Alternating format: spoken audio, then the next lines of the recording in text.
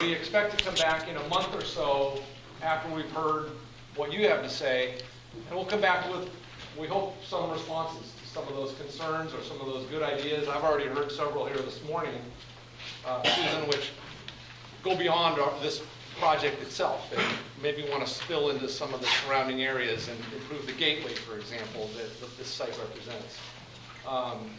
We have our team here, designers and architects, KCGY and SWA. The county's here to answer questions from the county's perspective. So currently, we've been meeting with a group of kind of stakeholders within the community. Since this parcel has been the subject of several processes over the years, there is an identifiable group, and Supervisor Adams has helped us find those folks, and we've been meeting with them. They might be institutionally interested, like the school district, who have property next door and whose schools will be serving families that live there ultimately, or adjacent property owners, or the utility district, etc. So some of those folks are here today. They're your neighbors as part of your community, and we've been listening to them. And so the first proposal that you see is really a result of some of that work. Our proposal, as we're presenting it today, is not fully baked. We are expecting to do a mixed-use project, so housing and retail. We know the Marinwood market needs some supporting retail to help it be successful. We're a housing developer primarily, so we have sort of 72 to 82 residential units that's plotted on the plan today, and about 6,000 to 8,000 feet of retail.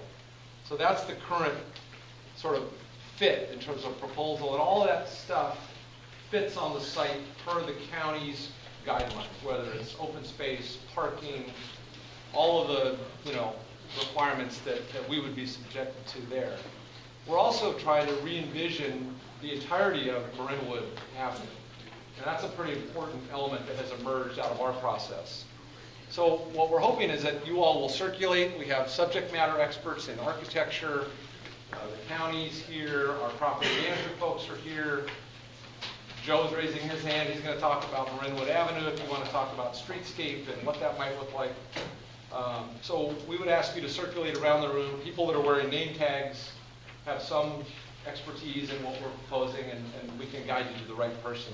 Our hope is that by the time you leave today, that you've at least had a chance to ask all your questions or tell us your concerns or some combination of both. We have a little exercise. One of the most subjective aspects of this business is sort of the architecture that comes with it.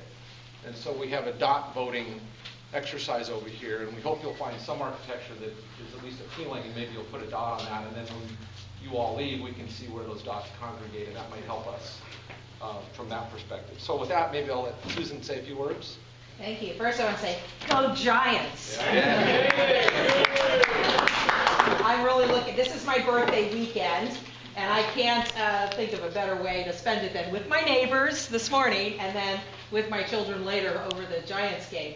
But first, I just want to let you all know, for those of you that don't know, I live in Roundtree. I live a block away from the plaza. Part of why I moved to Marinwood was it had a whole strip mall of Chuck E. Cheese and a grocery store and the liquor store at the end. Of course, I didn't allow my kids to go down there. It was a great school district, and so I moved here because of that. And over the years, we saw what happened with our plaza. And you have to admit, a few years ago, there was graffiti and drug deals going on in a derelict strip mall with just the alcohol, the liquor store left. That doesn't do anything for property values. It doesn't do anything for our community safety. And in 2005, a group of your neighbors got together with me and said, let's dream. Instead of having a developer come in and tell us what they want to do here, we want to get together and dream about what's possible.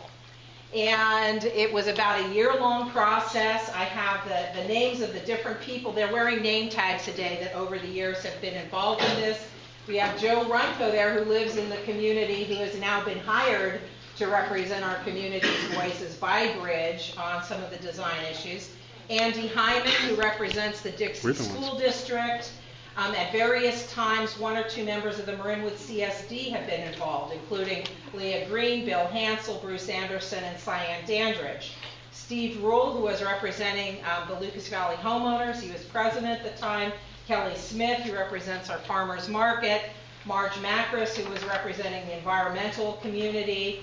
Casa Marinwood representatives, because they're going to be the most impacted by whatever happens there. Dan Kerher and Curtis Crone. Peter Brandon, who lives in Lucas Valley and who was the second developer that came into the picture, and then the recession hit, and then that project went away. And then other members of the Marinwood and Lucas Valley community, John Hammond, Cameron Case, Dave Mitchell, Dave Green, Frank Nelson, Kathleen Gaines, Jeff Mack, Walter Dodds, and Bree Jones. So there have been a number of people that have put a lot of hours and time into making sure that the path that we're traveling on is one that's going to reflect the amazing quality of life that we have here in Marinwood. Any of you that want to see the conversation that our Board of Supervisors had on September 26th of 2006, the meeting where, and it's archived, it's on the county web, so you can go to that meeting and you can watch the conversation that happened between the community and the Board of Supervisors on accepting the vision plan, the conceptual plan. And it was very well attended. The following year, November 6, 2007, the general plan was approved.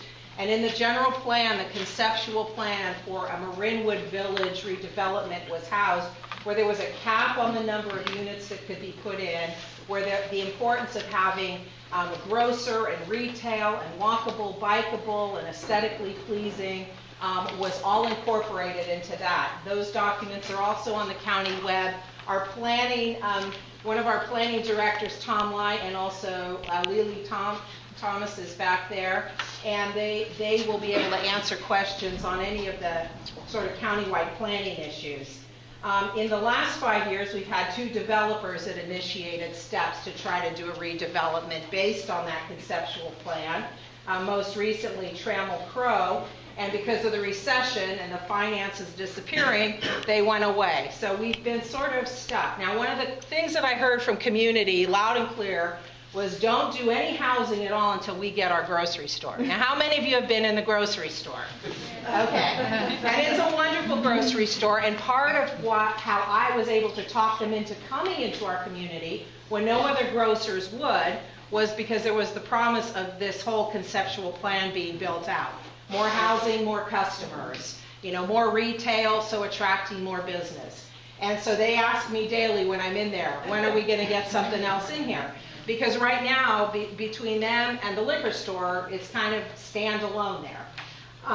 There have been a number of issues that are of great concern to this community. And so I know you're hearing issues around traffic, circulation, congestion, aesthetics, housing numbers. And all of these are things that if you are going to stop by any of the comment sections, please put your comments down so that they can hear what your concerns are, or if you have suggestions or ideas. Let's be helpful, not just say what we don't want, but what we do want.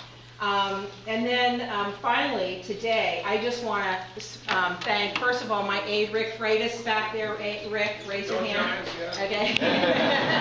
He's the aide that helps me work on all things Marinwood. And I want to thank Bridge and all of your people for coming here before submitting an application. So you give my community and my neighbors the opportunity to meet you and also to hear what their concerns are, because I really want this to be grounded from the ground up, our community working with the developer to have something that's hopefully going to be beautiful, wonderful, and vibrant, and a great addition for our community. And the last thing I'll say is, the meet and greet.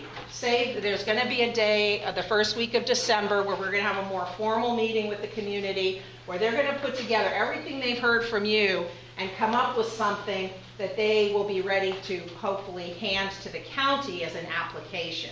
Most of the time what happens is a developer comes and submits an application, and then you start all the EIR process and everything after the fact. So we're trying to get those comments in before the application is submitted. And after the application is submitted, there's going to be environmental review, planning commission hearings. There's a whole raft of opportunities for the community to weigh in at various points along the path. So I want to thank all of you for coming out on a beautiful Saturday morning and sharing some quality time with us. And please put your comments down. This is your chance. And again, thank you.